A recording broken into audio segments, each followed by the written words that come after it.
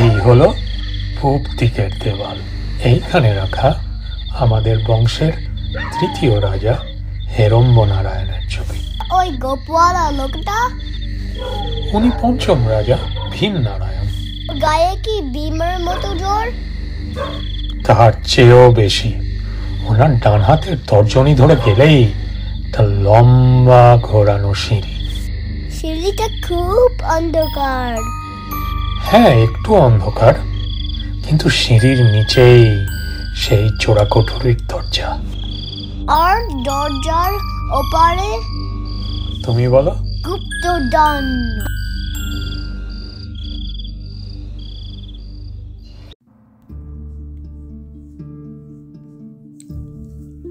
ফটোটা যে কি করে মনোজদের বাড়িতে এলো তা আর কেউ মনে করতে পারে না।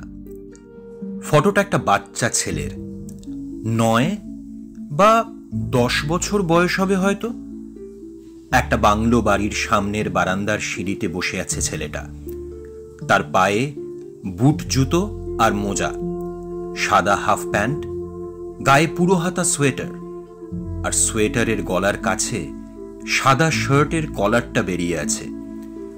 ছেলেটা দেখতে ভীষণ সুন্দর, বড় বড় চোখ, লম্বাটে মুখ, চোখা পাতলা নাক, গালগুলো ভরাট কিন্তু লুচির মতো ফোলা ফোলা না।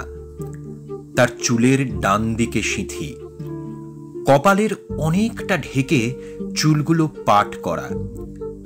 ছেলেটা অল্প একটু হাসি মুখে চেয়ে আছে, কিন্তু সে হাসি এতই জীবন্ত যে মনে হয় ছেলেটা যে কোনো সময় কথা বলে উঠবে। মনোজ যে কতবার ছবিটা দেখেছে তার হিসেব নেই। হ্যাঁ, সত্যি সত্যি আমি ছবিটা যে কতবার দেখেছি জানি না। ছবিটা দেখতে আমার বড় ভালো লাগে। যদি আমার মন খারাপ হয় বা কারোর সাথে ঝগড়া হয় বা কারোর ওপর অভিমান হয়, তখন আমি একা ঘরে বসে ছবিটা বের করে চেয়ে থাকি। ছবিটা পুরোনো, একটু হলদে হলদে পুরোনো ছাপও পড়ে গেছে তাতে।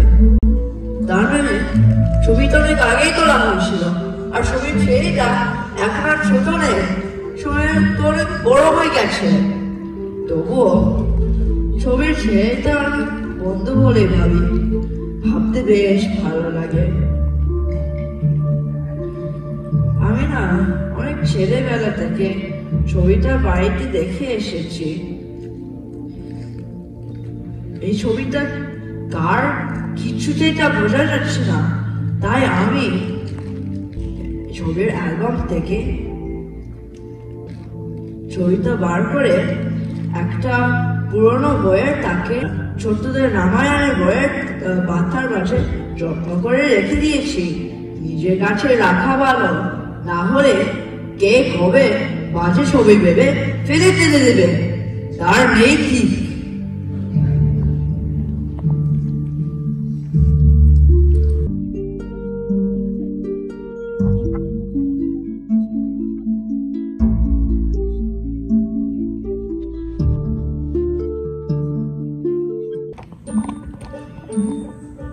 মনোজদের বাড়িতে অনেক লোক।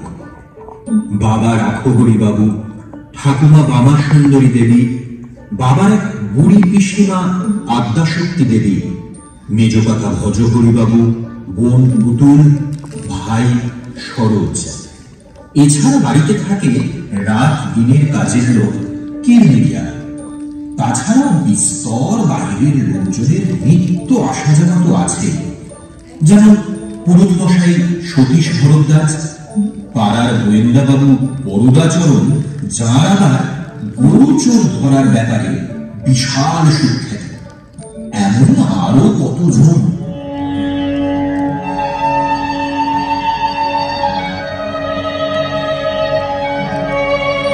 মনোজের বাবা রাঘবরী বাবু রোজ সকালবেলা পড়ার ঘরে এসে বসে গম্ভীরভাবে খবরের কাগজ পড়েন।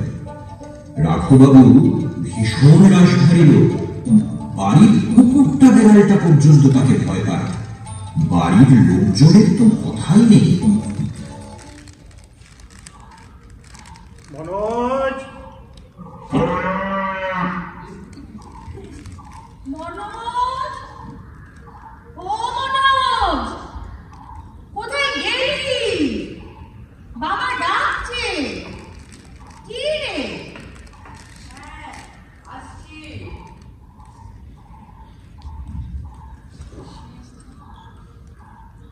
মেমোরি হচ্ছে জীবনে উন্নতি করার একমাত্র উপায়। প্রশ্নটা হলো, এই মেমোরিটা কি? কেন আমাদের সেই বর্তমানের বেড়া মেমারি? আরে দেখ, এ মেমোরি সে মেমোরি নয়, এ অন্য মেমোরি। মেমোরি মানে স্মৃতি। স্মৃতিতে সব কিছু থাকতে হবে, সব টোটো মুখস্থ করে রাখতে হবে। যা পড়ছো, শুনছো, দেখছো, মাথার মধ্যে একবারে গিজগিজ করবে, বুঝেছ?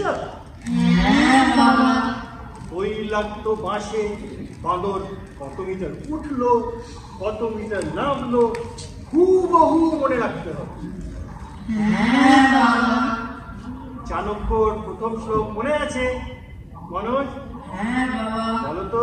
বিদ্যুৎ নৃপতঞ্চ দৈব তুল্য প্রদর্শন সন্দেশে পূজ্যতে রাজা বিদ্যান সর্বত্র পূজ্যতে। হ্যাঁ, বিদ্যান সর্বত্র পূজ্যতে। কেন পূজ্যতে? কেন কি বিদ্যান সব কিছু মনে রাখতে পারে, ঠিক আমার মতন। আমি যেমন আদালতে সব প্রসিডিং একদম পাই টু পাই মনে রাখতে পারি। Lord, on my honor, I will do my best, do my duty to my God and my country. ঠিক আমার তেমনি ভাবে কংস নাটকের ডায়লগ, মথুরার ঘরে ঘরে আছে যত মাতৃ করে শিশু, ছিনিয়া আনিয়া একে একে হত্যা করিবে এই জল্লাদে। Memory, shirt memory. এই যে রোজ একাধিক রাম নিশা, ব্যাস মেমোরি একেবারে টকবক করে পড়ি। হ্যাঁ বাবা। মনোজ, তোমার দেখতে দেখতে ক্লাস 8টা হয়ে গেল। কিন্তু বাবা, আমার তো ক্লাস 10।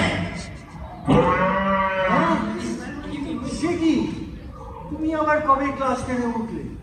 কেন কেন বছর সেই অঙ্কের সোনার মেডেল পেল না ক্লাস 9-এ? মেডেল? কিছু যদি মনে থাকে তো। আর সরোজ? বাবা, আমার তো ক্লাস 9। কি কাণ্ড মা, কাল থেকে তুমি আমার একাধিক ব্রাহ্মণ শাক বাড়িয়ে দিও তো।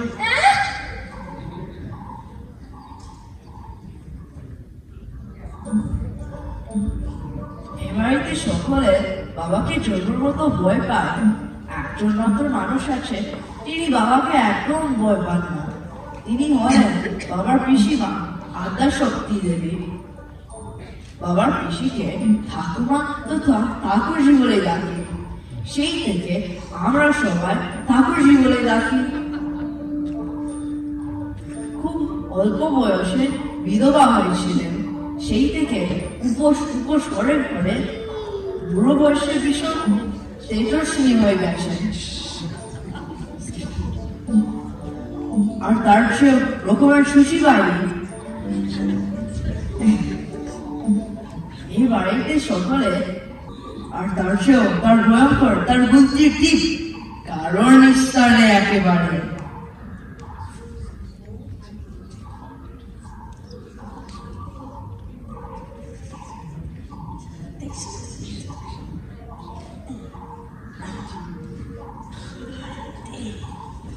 এইসব রোজ রোজ না করলে হয় না? কেন? তুমি যে কাগজ করো, চাল করো, দাঁত মাজো, হাগো, মতো, সেগুলো কি না করলে চলে? গোবর জলে কি আতর জলের গন্ধ বেরোবে? তা বলছি না, তোমারও তো বয়স হয়েছে, বাত হয়েছে। বাত হয়েছে তো কি হয়েছে? হ্যাঁ, বাত হয়েছে তো কি হয়েছে? আমি বাত নিয়ে জল ছড়াবো, আলবাত ছড়াবো। চারদিকে যে পাপের আলোচ, এই গোবর জল ছড়ালে যদি একটু পূর্ণ হয়।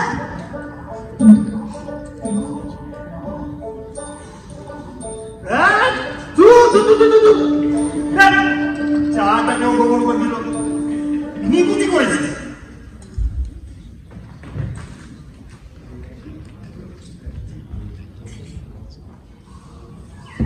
তেল মাখিয়ে কষার থালা আর টিনের টুকরো রোদে পেতে দিয়েছে বাবার সঙ্গে। ডাল ফাটাচ্ছে, ডাল ফাটানোতে তার জুড়ি নেই। 12 মাস ডাল ফুটিয়ে তার ডান হাতে বেশ জোর হয়েছে। পাঞ্জা কষলে মেজ মামা ব্যায়ামীর হারাধন ঠাকুমাকে হারাতে বেগ পাবেন।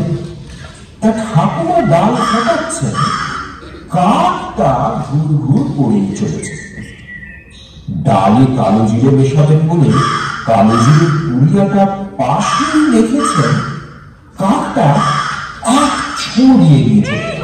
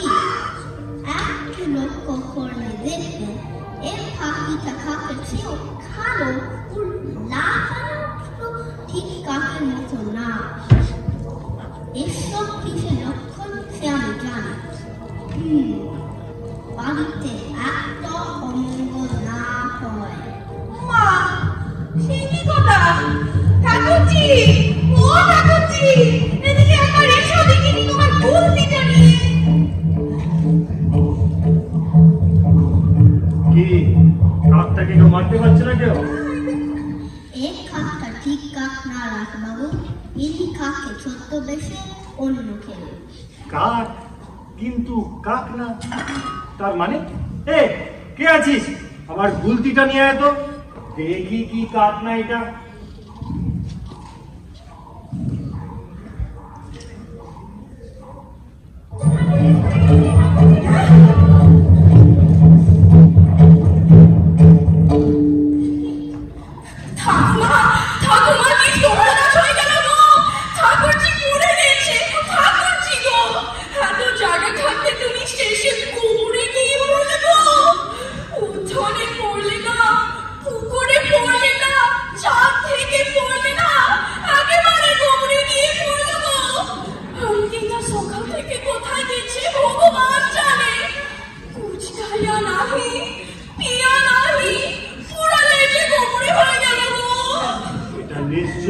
হারিকেনের কাজ।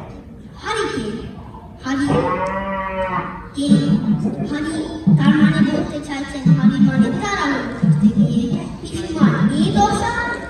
তাহলে প্রশ্ন হলো কেন? মোটেও না, হারিকেন আমাদের ওই বদমাস গরুটার নাম। হারিকেন যে একটা সামুদ্রিক জল সেটা বাচ্চা ছেলেও জানে। আমাদের গরুটা ঝড়ের মতন দৌড়য়, দুটোয় বেড়া ভাঙে, গাছ উপড়ে, তাই জন্য ওর নাম হারিকেন। আমার মনে হয় ওই গরুটাই পিসিমাকে গুতিয়ে দিয়ে গোবরে ফেলেছে।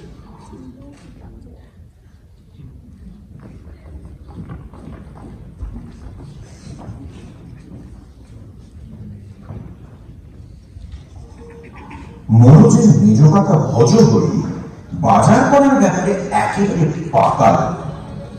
ভজবাবুর মতো বাজার দুনিয়ায় দুটো নেই। বাজারের যত ব্যাপারী আর দোকানদার ভজহরিকে দেখলেই ভয়।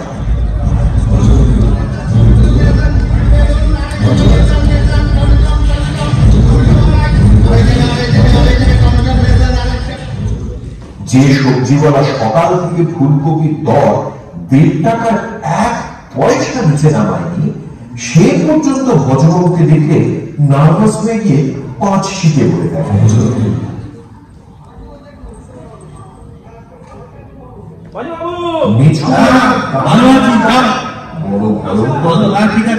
সবাই জানে কানাই দিনে মাছ বেচে আর রাতে ডাকাতি করে।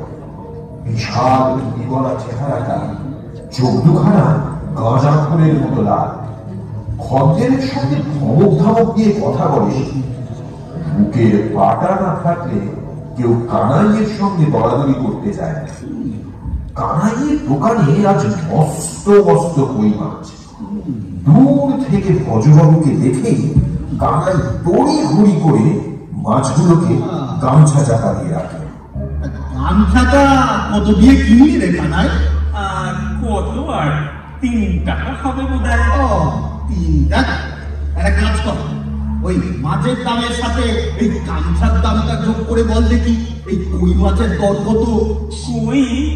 হ্যাঁ কই, একটু আগেই তো দেখলাম মাছগুলো বেশ জলের মধ্যে খলবল করছে। এখন কই মাছগুলো গেলে কই? আগে ও মাছ সব বিক্রি হয়ে গেছে ভজবাবু। বিক্রি হয়ে গেছে? দেখ কি মাছ? ওই দারোগা বাবু সব কটা দারোগা নিয়েছে। এক কাজ কর বুঝলি, এই মাছগুলোকে তুই আমাকে সব দিয়ে দে, আমি তো ওই থানার পাশ দিয়ে ফিরবো, তো যাওয়ার সময় না হয় মিশি দারোগাকে দিয়ে দেবো। আগে আপনি যখন বলছেন আপনি নিয়ে যান। হ্যাঁ তো ভাবা ভাবে কিছু নেই, মাছগুলো নিয়ে দে। একটা বাধা, গোয়েন্দা বড়গাচরণ আর তার অ্যাসিস্ট্যান্ট ভাগ্যে চাকুও বাজারে এসেছে।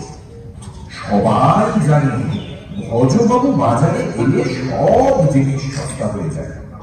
ভজবাবুর পিছু পিছু বাজার করার জন্য অনেকেই তককে তককে থাকে। বড়গাচরণ কই মাছ খেতে বড় ভালোবাসে। এই বছর এখনো অব্দি কই মাছ খাওয়ার ভাগ্য তার হয়ে ওঠেনি, কিন্তু বাজারে ভজহরি মাছগুলোকে প্রায় গ্রেফতার করেই ফেলেছে। তাই গোয়েন্দা বড়গাচরণের মুখটা খুবই বিষণ্ণ হয়ে গেল। ভাগ্নের চাকু ব্যাপারটা লক্ষ্য করে মামার কানে কানে কি যেন একটা বুদ্ধি দিল। তা শুনে বড়গাচরণের মুখটা উজ্জ্বল হয়ে গেল।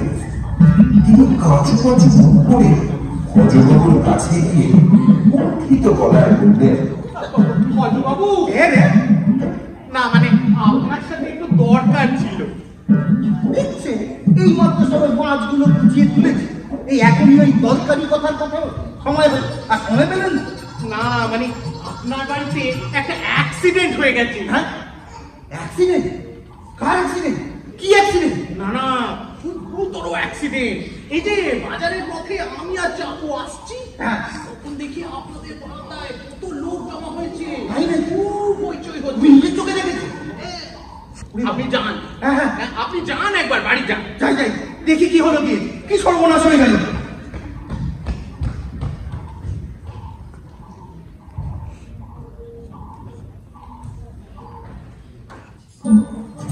এদিকে ততক্ষণে ঠাকুর ঝিকে গোবর থেকে তুলে স্নান করানো হয়েছে। রামবাবুর অফিস যাওয়ার সময় হয়ে গেছে, কিন্তু হঠাৎ খেয়াল করে দেখেন স্নানের আগে যখন গেঞ্জি ছেড়েছেন তখন সেই গেঞ্জির সঙ্গে গলার পইতেটাও খুলে দিয়েছে। কাকটা সেই পইতে তুলে নিয়ে পেঁপে গাছের উপরে চড়ে বসেছে।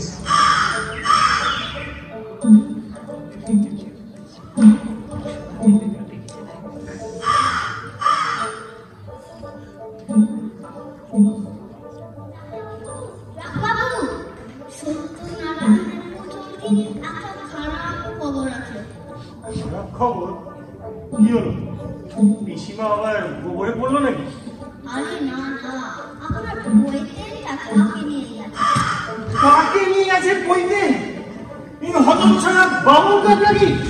আমার বইতে নিয়ে উড়ে গেল। হাসপাতাল ছুঁয়ে লাভ নিয়ে রাখো বাবু, ওর কাকে মারে যাবে না, ও তো কাক নয়, ভূত। এই যে আপনার বইটা হয়ে গেল বলে।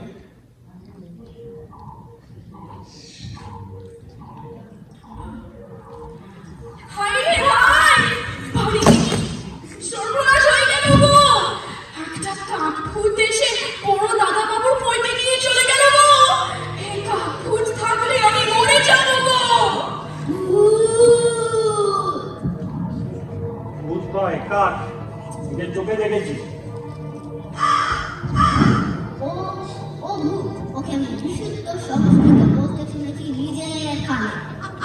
কাক নোংরা বাজি অসভ্য বজ্জাত একটা কাক নিজের চোখে দেখেছি। ভুল দেখেছেন? ভুল শুনেছে? না। আবারও সেই এক কথা না। ওটা যে ভূত নয় তা প্রমাণ করতে পারেন? আলবাত পারি। কে আছিস? এই সরোজ, পুতুল, পিসিমার বুলদিটা নিয়ে এত, আর সাথে কিছু ভারী পাথরও নিয়ে আসিস। এই কাকটার উচিত শিক্ষা হওয়া উচিত। এই না পিসিমার ভূত।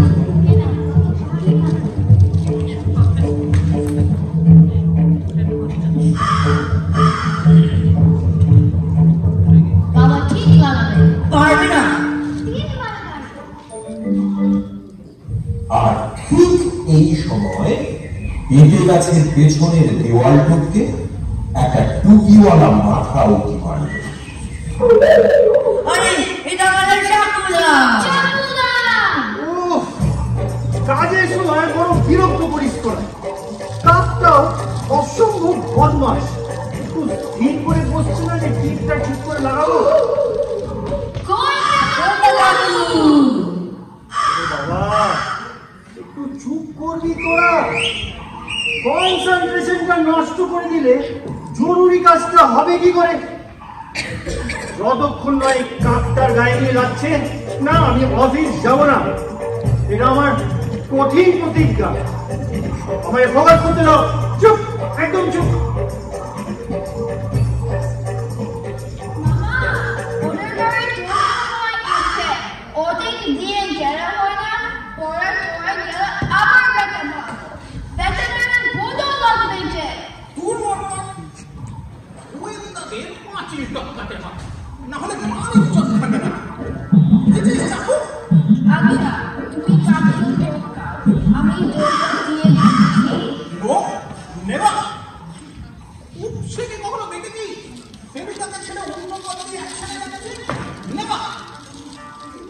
কেউ কি নেই যে কাকটাকে একটু স্থির করে রাখবে?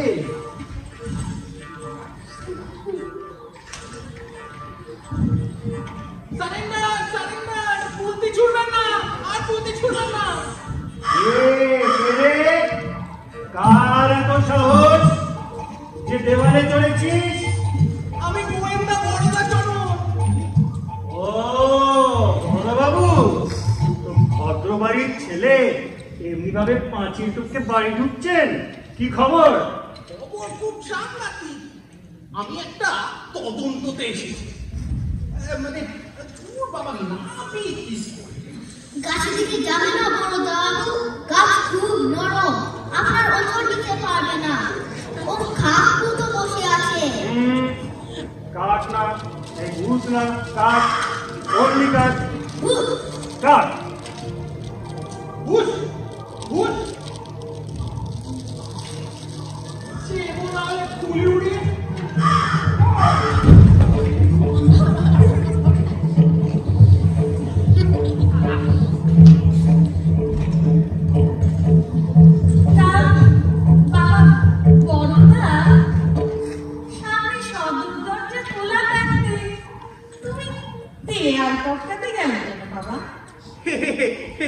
তাতে কি মাসিমা, গোয়েন্দাদের তো কত রিস্ক নিতে হয় বলুন।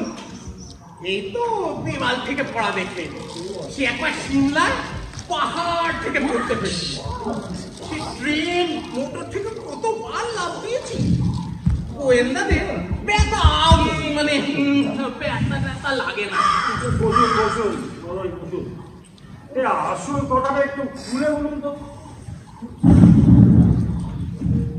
ব্যাপার হচ্ছে আমি আজ এখানে একটা ছোট্ট ছেলের ফটোগ্রাফের খোঁজে এসেছি। ফটোগ্রাফের খোঁজে এসছো তো স্টুডিওতে যাও। এ বাড়িতে কি বলবি? তাই তো বড় বাচ্চা ছেলের ফটোগ্রাফ। আস্তে আস্তে রাখো বাবু, এখানে অনেক শত্রুপক্ষ ঘুরে বেড়াচ্ছে। ফটোগ্রাফ, শত্রুপক্ষ, এসব কি বলছেন বড়বাবু? এই ফটোগ্রাফের খোঁজে অনেক গুপ্তচর ঘুরে বেড়াচ্ছে। কোন ফটোগ্রাফ? সে ফটোগ্রাফি কি আছে? উনি তো ভাই গরু সোজা দিতে তুমি আবার ছেলে খুঁজবে কি করে শুনি? করিমগড়ের নাম শুনেছেন? তা শুনিনি, কতবার ওখানে রাজবাড়িও দেখে এসেছি। এই ফটোগ্রাফের সাথে সেই করিমগড়ের রাজবাড়ির একটা গভীর যোগাযোগ আছে। কি যোগাযোগ বড়বাবু? ওই করিমগড়ের রাজা গোবিন্দ নারায়ণের ছেলে কুমার কন্দর্প নারায়ণ, সে অনেক বছর আগে হারিয়ে যায়। মনে করে হয় যে কোনো দুষ্টু লোক তাকে চুরি করে নিয়ে গেছে। এদিকে রাজা গোবিন্দ নারায়ণ, রানী অম্বিকা এবং রাজমাতা হেমময়ী কেমন পাগলের মতন হয়ে যাচ্ছে। কিন্তু আজ 10 বছর হলো, এত লোক পুলিশ করেও ছেলেটাকে একদম খোঁজা যাচ্ছে। তা ছেলেটা সন্ধান পাওয়াচ্ছে না কেন? সমস্যা হচ্ছে এই কুমার কন্দর্প নারায়ণের যেসব ছবি তোলা ছিল সে রাজবাড়ির অ্যালবামে লাগানো ছিল। ছেলে হারানোর সঙ্গে সঙ্গে সেসব অ্যালবামও উধাও। যারা কুমার কন্দর্প নারায়ণকে নিয়েছে তারা খুব চালাক। তারা জানে যে ছেলেটাকে কেমন দেখতে, সেটা না জানলে তাকে খুঁজে বের করা খুবই মুশকিল। সারা তল্লাট জুড়ে বাচ্চা ছেলের ফটোগ্রাফ খুঁজে বার করা তো বিরাট ব্যাপার। এর জন্য নগদ পুরস্কার আছে। হ্যাঁ, আসলে ব্যাপার হলো যে রাজবাড়ি ছাড়াও রাজকুমারের 1-2 ফটো থাকলেও থাকতে পারে। আমি সেই সূত্রেই ফটো খুঁজে বেড়াচ্ছি। এর জন্য রাজা গোবিন্দ নারায়ণ আমাকে কিছু নগদ টাকা দিচ্ছে, 500 করে। আর যার কাছে ছবি খুঁজে পাওয়া যায়, সে যদি কুমারের আসল ছবি পায় তাকে 1000 টাকা পুরস্কার।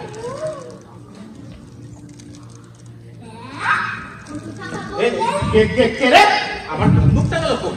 ভয় পাবেন না বাবু, এই তো আমাদের পুরুষ মশাই, এতক্ষণ এখানেই ছিলেন। আপনি বলে আজকে নিজের পিস্তলটা বাড়িতে ছেড়ে এসেছেন। কি বলেন আপনি? পিস্তল আমার আমলের মতো অছেদ্য। মানুষ পিস্তল ছাড়া বেরোই না। মানুষ মানেই তো ভুল হয় নাকি? ওষুধ যাকে কি যেন বলছিলাম। এই মনোজ, সরোজ, তোদের তো স্কুল আছে, চল তৈরি হয়ে গেলি, ডিগ্রি করে স্কুলে ছেড়ে দিয়ে আসি। চল চল, এখানে ফাঁকে বসছি তখন থেকে, চল চল। ওনাদের 1000 টাকা পুরস্কার সত্যি বলছো তো বাবা? বলো তো। হ্যাঁ, আগে আমি মিথ্যে কথা বলি না। তাহলে আমার বাড়িটা মনে পড়ছে, আমার বাড়ির কুলুঙ্গিতে একটা ছোট্ট ল্যাংট ছেলে হামা দেওয়ার ছবি আছে। আমার ব্রাহ্মণী সেটাকে গোপাল বলে পুজো করে। একবার দেখো তো সেই ছবি নাকি? এই দেখো বাবু, যা বলছিলাম, আমি আপনার বাড়িতে সেই কত বছর এলাম এক তদন্ততে, তখন এই তো পুতুল এই আপনাদের উঠোনে বসে আপনাদের বাড়ির ফটো অ্যালবামটা দেখছি। ওই অ্যালবামে একটা ছোট্ট ছেলের ছবি ছিল। সে এক বাংলো বাড়ির সামনে বসে আছে, সাইডে একটা ছোট কাঁসার বাঘ আর একটা সাদা বেড়া। মনে পড়ছে আপনার? এই তো পুতুলকে আমি জিজ্ঞেস করলো, ও কিছু বলতে পারলো না যে এটা কার ছবি। তারপরে আমি সরোজ, মনোজ, ভোজবাবু সকলকে জিজ্ঞেস করলাম, কিন্তু কেউ বলতে পারলো না যে ছবিটা কার। কিন্তু ছবিটা, ছেলেটা এতই সুন্দর, ছবিটা এতই রহস্যময় যে আমি না ঠিক ভুলতে পারি না। রাখো বাবু, আপনি যদি কিছু মনে না করেন, আপনাদের একটু অ্যালবামটা আনুন। আমার খুব সন্দেহ যে ওই ছবিটাই কুমার কন্দর্প নারায়ণের আসল ছবি। তাই তো বড়বাবু, তাই তো। এই কিরমিরিয়া, এই জলদি অ্যালবামটা জলদি বলছি। ও দাদা বাবু গো, আমি কিচ্ছু জানি না গো, আমি কিচ্ছু করিনি গো। অনেক চেঁচা মেচি খোঁজাখুঁজির পর অ্যালবামটা পাওয়া গেল। হাঁপাতে হাঁপাতে রাঘববাবু অ্যালবাম এনে পাতা খুলে ছবিটা খুঁজতে লাগলেন। খুঁজতে খুঁজতে একটা পাতায় দেখা গেল ছবিটা যে 4টে স্টিকারে লাগানো ছিল তা লাগানোই আছে, কিন্তু ছবিটা নেই। সর্বনাশ, ছবি নেই। বাবু, এই ছবি চুরি যাওয়াতে ব্যাপারটা জলের মতন পরিষ্কার হয়ে আমার আর একদম সন্দেহ নেই যে ওই ছবিটাই ছিল তোমার কন্দর্প নারায়ণের আসল ছবি। ছবি তো মনোজ দাদার কাছে আছে। মনোজের কাছে? আরে মনোজ কই মনোজ? মনোজ তো স্কুলের ইন্টার ক্লাস থেকে ক্রিকেট খেলতে গেছে। আরে ডেকে আনো স্কুল থেকে, কর করে 1000টা টাকা হাত থেকে ফসকে গেল। আর কি হচ্ছে? এই শোনো সবাই, এই 24 ঘন্টা সময় দিলাম, তার মধ্যে হারানো জানার ছবিটা খুঁজে বার করতেই হবে।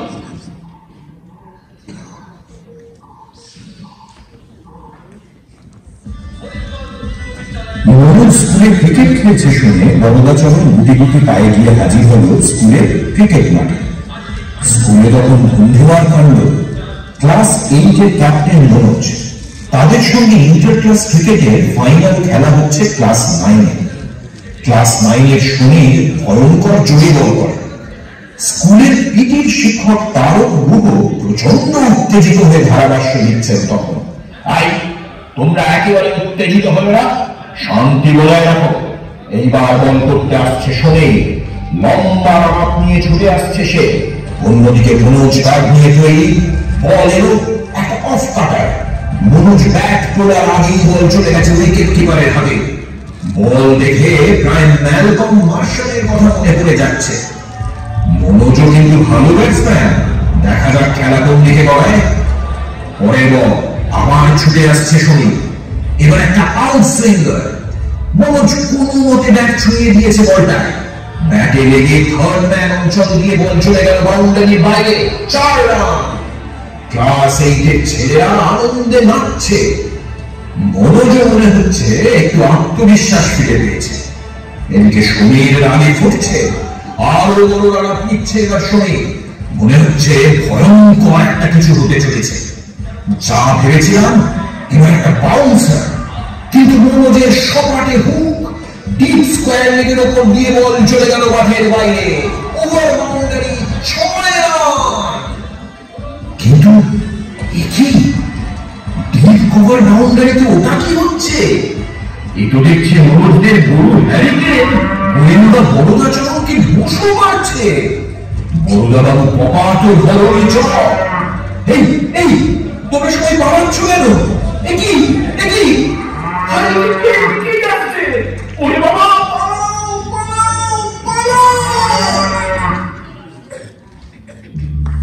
সন্ধ্যেবেলা মনোজ চুপিসারে রামায়ণের বইটা খুলে ছবিটা বের করল। ভারী চমৎকার ছবি। যখনই মনোজ ছবিটার দিকে তাকায় তখনই মনে হয় ছবির ছেলেটা যেন এক্ষুনি কথা বলে উঠবে। আজ অনেকক্ষণ দেখলো ছবিটা। তুমি কেমন আছো? আচ্ছা, তুমি কি তোমার কন্দর্প নারায়ণ? সত্যি সত্যি বলো, আমি কিন্তু শুনেছি রাজা গোবিন্দ নারায়ণ দারুণ ক্ষিপ্তে লোক। রাজা ভীষণ ক্ষিপ্তে বলে রানী অম্বিকা নাকি তার ভাইয়ের কাছে কন্দর্পকে পাঠিয়ে দিয়েছিলেন। কন্দর্প এখানে থাকলে সে মানুষ হতো না। কন্দর্প ওখানে থাকতে ভীষণ খুশি। কন্দর্পর মামা মস্ত বড় চাকরি করে। আচ্ছা, আমার একটু বিশ্বাস হয় না ওই কিপ্তে গোবিন্দ নারায়ণের ছেলে তুমি। ওর এত সুন্দর একটা ছেলে থাকতে পারে না। আমি তোমার ছবি কাউকে দেব না, তুমি দেখে নিও। তুমি আমার বেস্ট ফ্রেন্ড।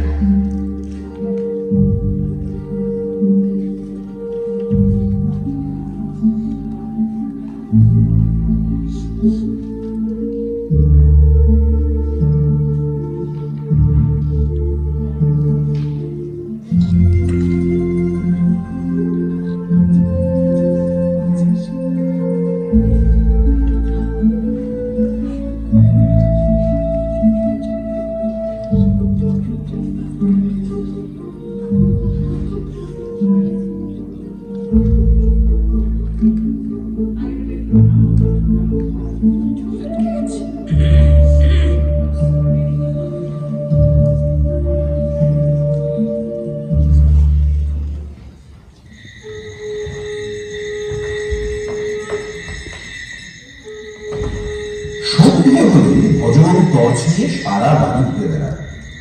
মনোজদের বাড়িটা বেশ বড়ই বলতে হবে। উঠোনের চারদিক ঘিরে বেশ অনেকগুলোই ঘর। এত বড় বাড়ি আনাজ কিছু কম নেই। সন্ধ্যের অন্ধকারে কোনো চোখ ছ্যাঁচো বাড়িতে ঢুকে ঘাপটি মেরে বসে থাকলে কেউ টেরও পাবে না। তারপর মাঝরাতে সবার ঘুমনে মালপত্র নিয়ে হাওয়া হয়ে যাবে। সেই ভয়ে সন্ধ্যে হলেই ভজবাবু সারা বাড়ি ঘুরে দেখে কেউ কোথাও লুকিয়ে আছে কিনা। আজ বাগানে হাঁটতে গিয়ে ভজহরি একটা কিছুতে হোঁচট খেয়ে পড়ে গেলেন। মাটিতে পড়তেই হাতে ধাতব কিছু একটা স্পর্শ। টর্চ ফেলতেই দেখতে পেলেন একটা পিস্তল। পিস্তলটা দেখে প্রথমে অবাক, কিন্তু ক্ষণিকেই এক অদ্ভুত অনুভব বোধ করেন। তার মুখে অদ্ভুত হাসি। পিস্তলের গায়ে হাত বুলোতে বুলোতে ভজবাবু আঙুলে বললেন, তাই তো বলি, এতকাল এরকম একটা পিস্তল ছিল না বলে কেউ আমাকে গ্রাহ্যই করলো না। এইবার এইবার এই পিস্তলের জুড়ে দেখিয়ে দেবো আমি কি করতে পারি। এই পিস্তলের সামনে এই যত বড় গুন্ডা বদমাশি হোক না কেন, ভেজানো নেতার মতো নেতিয়ে যাব। আর আর এই পিস্তলটা নিয়ে বাজারে গেলে বাজারে যত সব দোকানিরা আছে সব তার জিরোতে নামিয়ে আনবে। বড় করে দেখবো নাকি এই পিস্তলের ক্ষমতা।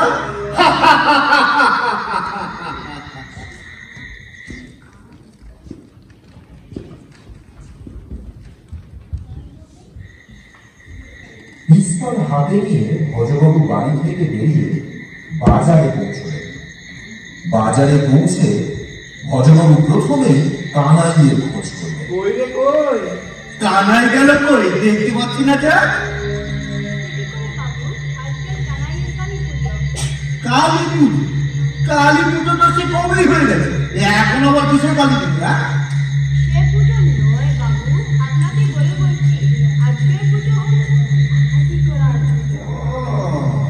ডাকাতে কালী পুজো, ঠিক আছে, দেখাচ্ছি মজা।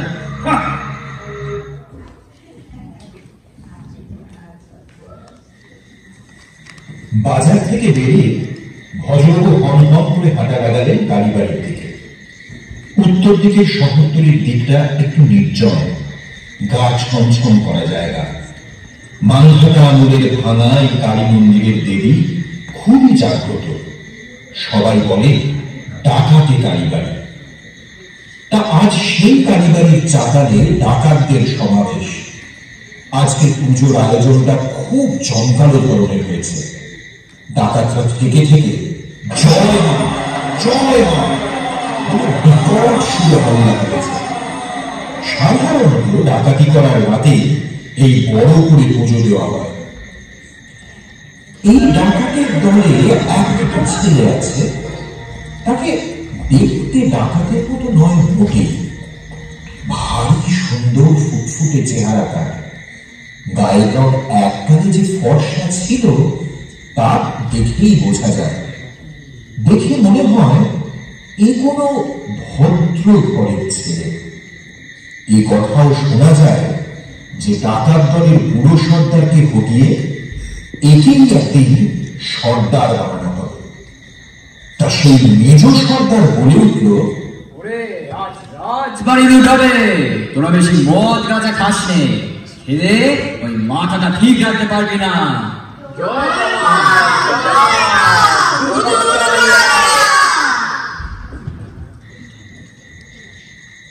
এর মধ্যে ভজবাবু মন্দিরের পাশে এক ঝোপের আড়ালে পিস্তল হাতে দাঁড়িয়ে বেশ অনেকক্ষণ ডাকাতদের কাণ্ড কারখানা দেখছিলেন। কিন্তু ডাকাতদের উচিত শিক্ষা দেওয়ার জন্য আর ধৈর্য ধরতে না পেরে পিস্তল বাজিয়ে ঢুকে পড়লেন কালীবাড়ির।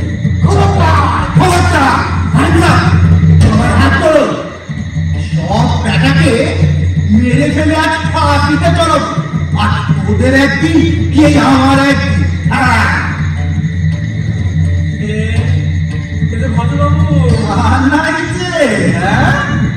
সকালবেলা আমার কাছ থেকে তো ওই মাছগুলো লুকিয়েছি। তাকে কয়টা মাছের নাম জানিস সেটা বল। আর এই একটা করে মাছের নাম বলবি আর কাল আন্দোলন উদ্বাস করবি। নেমে শুরু কর। ট্যাংরা মাছের বুদু বুদু কালিয়া। কই মাছের বুদু বুদু কালিয়া। তারপর কানাই উদ্বাস করতেই যাচ্ছিল। মাছ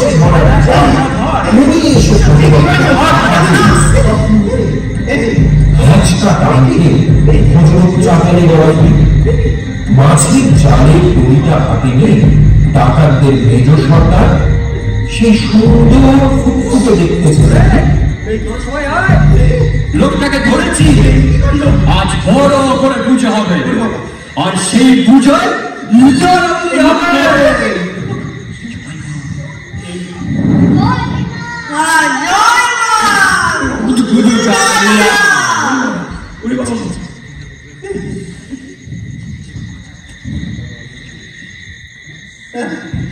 একটা বাজারের জন্য মাছ বেশি সুখ ছিল না, আজ এটাকে শেষ করতেই হবে। আগে নরলি তারপর কি আমার না খুব চেষ্টা পেয়েছে, একটু জল দেবে। খুব চেষ্টা খুব ফেটে যাচ্ছে। জল বলি হবে তার আমার এত কথা। জল খাবি? ওই দে ওকে জলটা দে।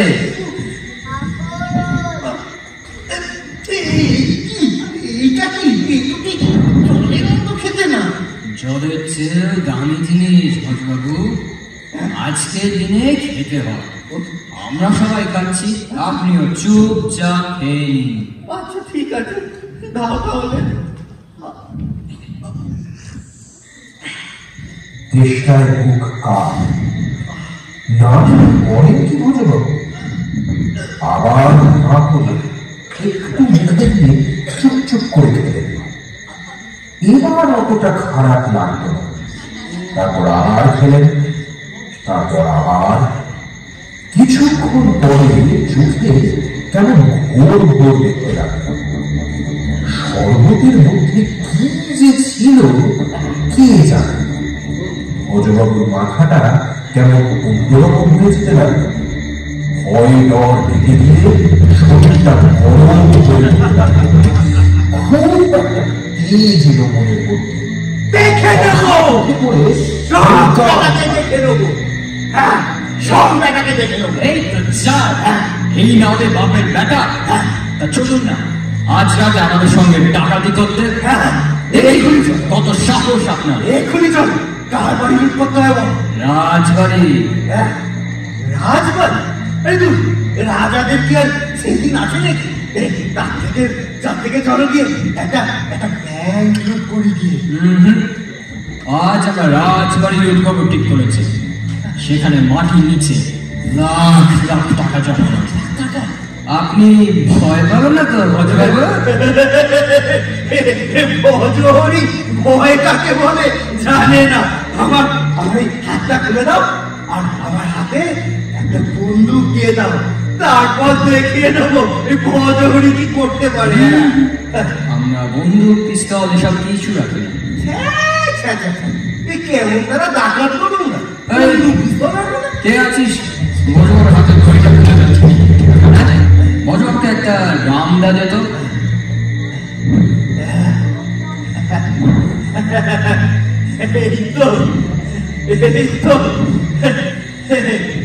দস্যুবর্গ হাতে না খর্ব, চলো যায় লুণ্ঠন করবে। চলে চল দস্যুদল, চলে চল ভাই, চলে চল দস্যুদল, চলবে চল ভাই, সামনে চলবে ভাই, বানাও ভিডিও বানাও, অন্য বুকি দিয়ে চলবে ভাই, সামনে চলবে ভাই, চলবে চল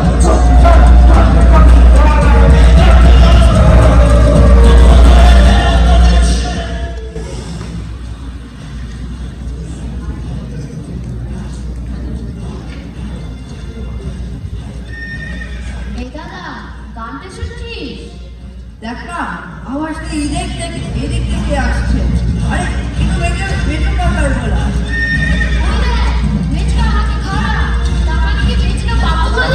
পাগল হয়ে যায়, ডাকার কই দিয়েছে।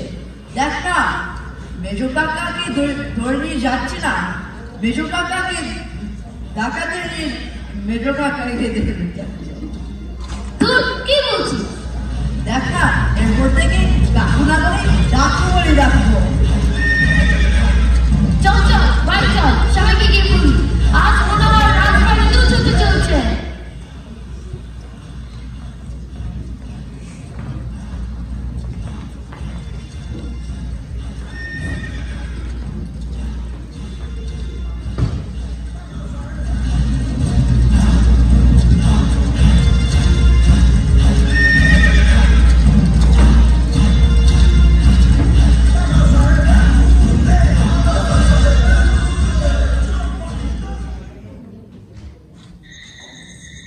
আজ রাতে রাজা গোবিন্দনারায়ণের ঘুম ভালো হলো না। তার কারণ হলো তিনি শোয়ার আগে কোমরে একটা মোটা চাবির বোঝা গুঁজে রেখেছেন। রাজবাড়িতে যত চাবি আছে সব কোমরে বেঁধে নিয়ে তবে তিনি ঘুমোতে যান। দেউলির চাবি থেকে ভাঁড়ারের চাবি নিয়ে সব মিলিয়ে শখানেক চাবি তো হবেই। এতগুলো চাবি কোমরের চারিদিকে বেঁধে রাজা যখন শোন তখন সেগুলো গায়ে ফোটে। এছাড়া গোবিন্দনারায়ণের ঘুম না আসার আরেকটা কারণও আছে। গোয়েন্দা বরদাচরণের কাছে তিনি আজই জানতে পেরেছেন যে চূড়া পুকুরিতে যে জমানো টাকাগুলো সবই অচল। গোবিন্দনারায়ণ তখন থেকেই শোকমগ্ন। তার উপরে গোয়েন্দাটা মহা জ্বালাতন শুরু করেছে। আপনি কি আমার মাস মাইনেটা ওই সব টাকা দিয়ে দেবেন? আপনার মতলবটা কিন্তু ভালো দেখছে না দাদাবাবু। চুপ, একদম চুপ, একদম কানের কাছে বকবক করবে না। আরে কত আশা করে কেসটা হাতে নিয়েছিলাম, তারপর নাকি সেই অচল টাকা। আপনার এই রাজবাড়ির সব রূপোর বাসন আমি সকাল হলে বাজারে বেচে দিয়ে যাব যদি আপনি আমার মাস মাইনে না দেন। এই বলেই দিন। সকাল হলেই গোয়েন্দা বরদাচরণ রাজবাড়ির সব রূপোর বাসন নিয়ে চলে যাবে? সর্বনাশ, সর্বনাশ।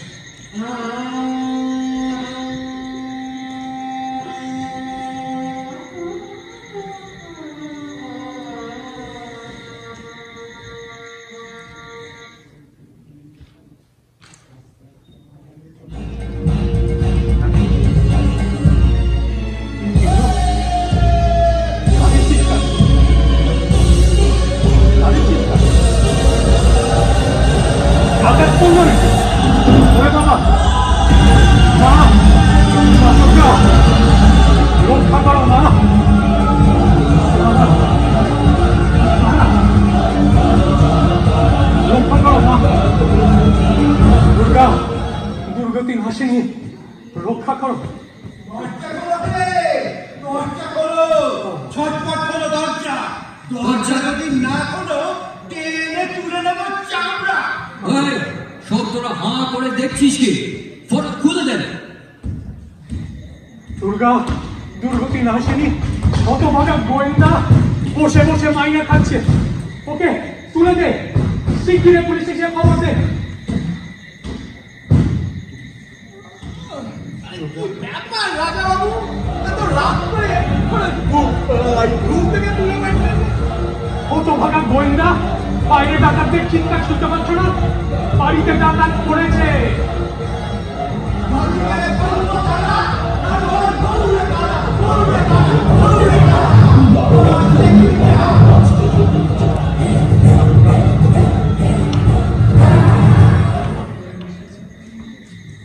মুহূর্তের মধ্যে 40টা 50টা মশাল জ্বলে উঠল।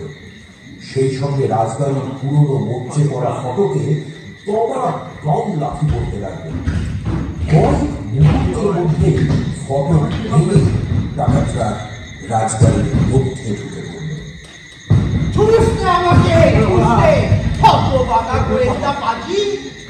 মাথা করে দেবো তুফান। ভজবাবু এত রাত্রিরে ভদ্রবাবু, যেখানে পালাবে ডাকাতরা তোমাদের পেছনে, কোথায় পালাবে? কমেছি গদাধর ভাটভাট কাচুন। সন্তোষে রাজামশাই কি ভাষায় কথা বলছেন? ঠিক বোঝা যাচ্ছে না, তেলেগু হতে পারে। ঠিক বলেছিস, এত কোথায় কাজ কি? রাজামশাই ওর চাবি গোছাটা খুলে রইল কানে। শামসা দিদি টক দই খামলা খামলা। বলতে বলতেই রাজামশাই তখনও অবাক হয়ে ভাবছেন তার মুখ থেকে এসব কি অদ্ভুত কথা বেরোচ্ছে।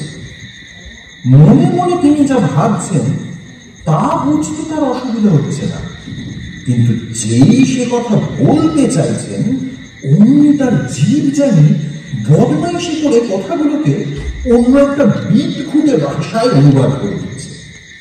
যখন তিনি এখন বলতে চাইছিলেন, বাবারা হামলা করো না, যা চাও নিয়ে যাও, কিন্তু এর মধ্যে যে কোথায় সাংসারিকরা টক দই আসে তা তো বোধের অবগণ।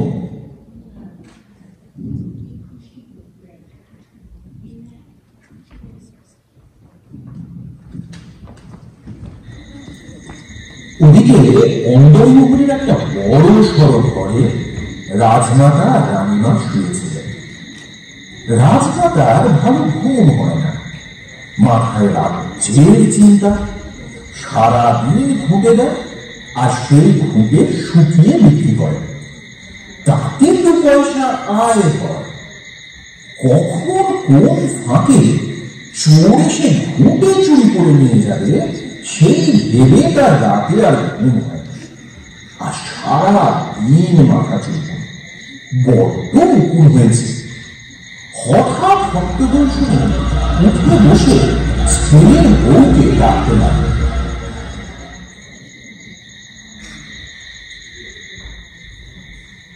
আমি কতবার গোবিন্দকে বলেছি আমাকে একটা মেরি কুকুর এনেকে পুষি, সেটা ঘুরতে খাওয়া লাগবে।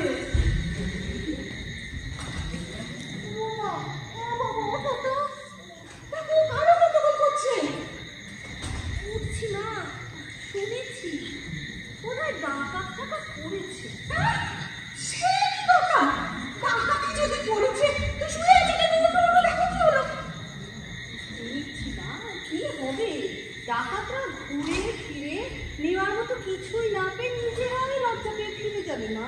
নেওয়ার জিনিস নেই মানে? এখনো আমার ৩,৪৫০ খানা ঘুটে জমা আছে, তা জানো? মা, ডাকাতরা ঘুরতে নিতে আসে না মা। চুরিতে আমাদের লক্ষ লক্ষ টাকা জমা আছে, তা জানো? কিন্তু সব অচল। আর সে নয় নাই নিল, কিন্তু আমার গোবিন্দকে যদি মারধর করে, চলো চলো দেখে গিয়ে।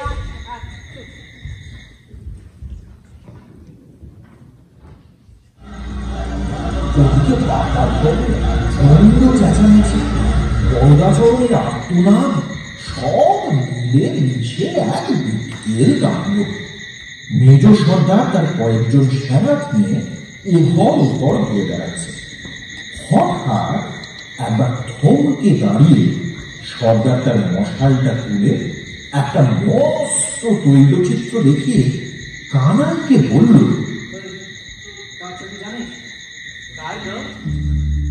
আমিও না ঠিক জানি না, তবে পুরো বাড়িটা কেমন যেন চেনা চেনা লাগছে। তবে এই চোর কুঠুরিটা কোথায় তাড়াতাড়ি খুঁজে ফেলো দেখি। চোর কুঠুরি বলে গলা সাঁতরে না, আমাকে সব দেখতে দেবে। মেজর সর্দারের তাকে দেখতে কি মন নেই? বড় সর্দার তাই বলে, আর বলে মেজ সর্দার নাকি ভদ্র ঘরে জন্মেছিল, 8-10 বছর বয়সে বাড়ি থেকে ভেগে যান। তারপর হরিঙ্গর রেল স্টেশনে রেলগাড়িতে উঠতে গিয়ে মাথা ফেটে যায়। তারপর কিছু মনে করতে পারে না। বড় সর্দারের গাড়িতে চলেছিল তীর্থ করতে। ওর মাথায় মতলব ছিল যে ছেলেটাকে লুকিয়ে রেখে বাবা থেকে মোটা টাকা আদায় করবে, কিন্তু সে আর হয়নি।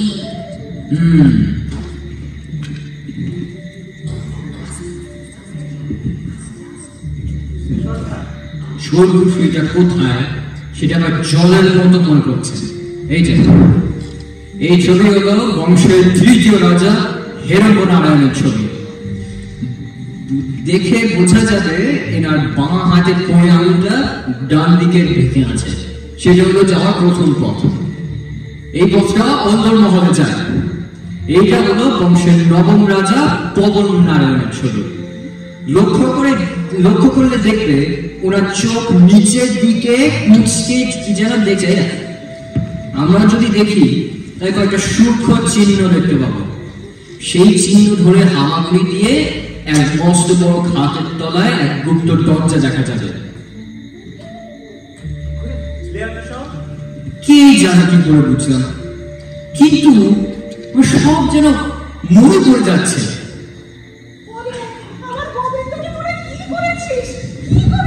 সে আর ভাববেন না ঠাকুমা, রাজামশাই ওই বাইরের দিকের বারান্দায় বসে আছে।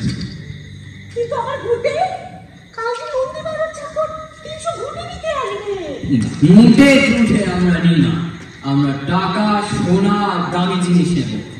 ঘরটা ছেড়ে দিন, আমাদের ছোট গুপ্ত দরজাটা বার করতে হবে। সে আর খুঁজতে হবে না বাচ্চা, পূব দক্ষিণের ওই খাটটা ওই যে দেখছো, ওই যে সরালেই দেখতে পাবে নিচে চৌকুঠুরিতে যাওয়ার রাস্তা। কিন্তু কিন্তু সেখানে তো নেবার মতো কিছুই নেই। লাখ লাখ শুধুই অচল টাকা। যাও গিয়ে দেখে নিজেরাই। অচল টাকা? হ্যাঁ, কিন্তু আমি ছোটবেলায় দেখেছি ওসব টাকা বহু কালের পুরনো। ছোটবেলায় দেখেছো? তুমি কি এবারে আগে কখনো এসেছো বাবা? তাই মনে হচ্ছে, জানেন, সব কিছু কেমন যেন চেনা চেনা ঠেকছে আমার।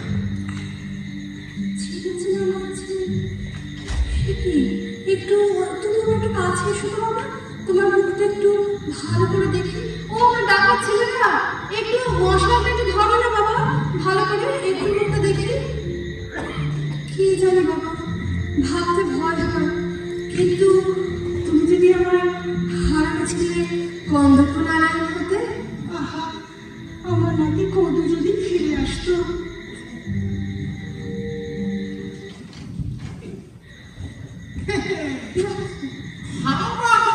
কিছু নেই, দেখি এই ছবিটা দেখুন। এটা কি তোমার গন্ধর্ব নারায়ণের আসল ছবি? বলো কি বাবা, বল না, এই তো আমার গন্ধর্ব ছবি।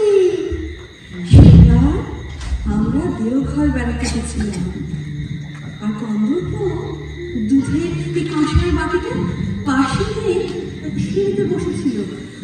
থেকে একটা কৌতুক ছাড়া বেরোল সে, সব দুধটা খেয়ে গেল। আর আমি পিছনে ওই যে পর্দাটা, ওই পর্দার আড়াল থেকে দাঁড়িয়ে দাঁড়িয়ে দেখছিলাম। আমার সব ঘটনা যাচ্ছে। এইবার দেখুন এই মেজ সন্তানের সাথে এই ছবিটার মিল দেখুন।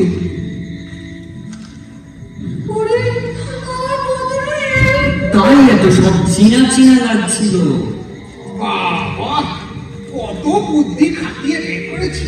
বাজে কথা বলো না তো বাবু। এই মেজ সর্দারকে কুমার গন্ধর্ব নারায়ণ বলে যে প্রথম চিনতে পারে সে হচ্ছে আমার এই ভাইপো মনোজ। হ্যাঁ, মনোজের অনেক অবদান আছে। শোনো সবাই তোমরা, আমার বাড়িতে আজ অনেক ঘি আর ময়দা আছে। আমি আজ সবাইকে লুচি পিঠে খাওয়াবো, কেউ যাবে না। আচ্ছা, তুমি কি আমার বেস্ট ফ্রেন্ড? ওই আপনি বলো।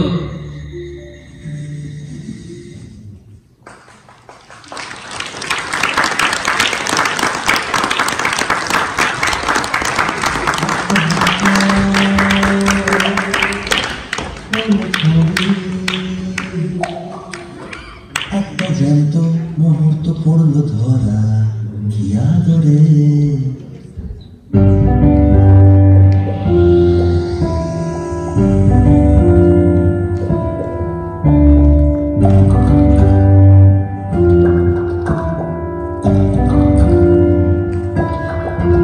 ভিকে স্মৃতি সময় ধুল ফেলে আসা ফাঁকা প্রেমগুলো, কেউ ভুলে যায় কেউ দেখে ফিরে বারে বারে।